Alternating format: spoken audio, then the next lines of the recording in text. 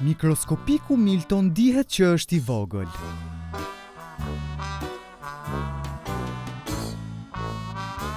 Ai jeton në një orë tek cepi i një shtëpie, që ajo shtëpi përket një zonjushe me emrin Zonja Pastërtore. Asnjëri nuk e di që ai është aty, por përveç mikut të tij, Dokles, ku kalon gjithë kohën e tij duke fjetur gjumë para zjarrit të Oxhakut dhe sigurisht para jush.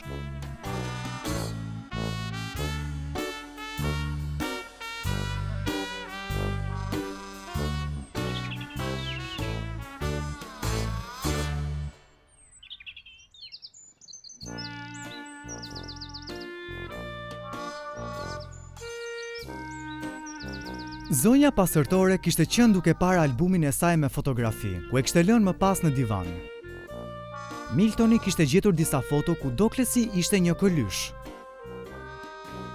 "Sa vjeç je ti?" e pyeti Miltoni. Po Dokles nuk e dinte.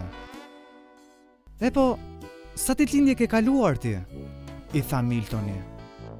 Por Doklesi as nuk e dinte se çfarë ishin ditëlindjet dhe nuk e ka festuar kurrë. Miltoni ishte i çuditur, por do ta gjejmë, tha ai. Ditëlindja jote duhet të jetë nesër. Ai u kthye në orën e tij për të bërë gati përgatitjet. Miltoni filloi duke bërë gati çdo gjë që i nevojitej për një festë ditëlindje, një kapele për ditëlindje. Kartolina, tullumbace dhe bilbila për ditëlindje. Ai punoi gjatë gjithë natës.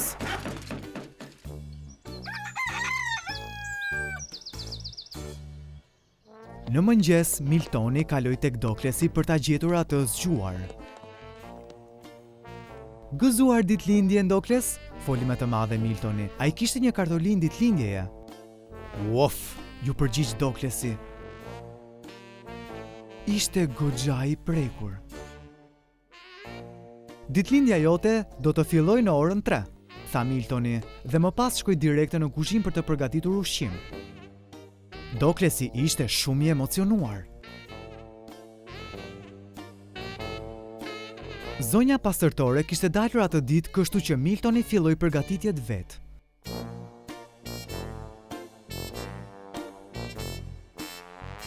Kur erdhi koha për të parë përgatitjet, Doklesi mbylli syt për të mos prishur atmosferën e surprizës.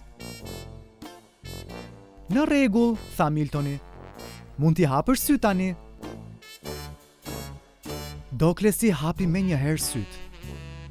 "Kjo është e mrekullueshme", tha me vet ai. "A mendon se erdhën të gjithë të ftuarit?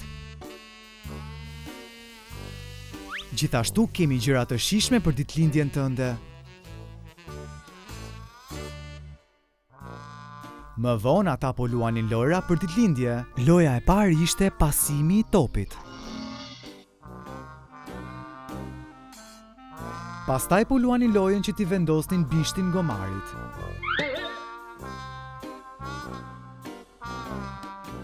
Dhe disa lojra me karrige.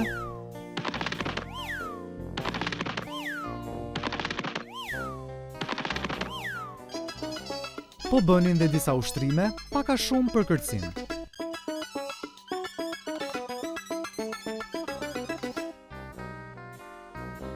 Të dy miqt ishin kaq të lodhur, por të lumtur pasi mbaroi festa. "Por një minutë, harrova të blija dhe një dhuratë për ditëlindje." "E po, mjafton që u ngopëm në ushqime të ndryshme", tha Dokles me vete. Çdo gjë shkoi sipas planit, ku çdo gjë ishte në harmoni.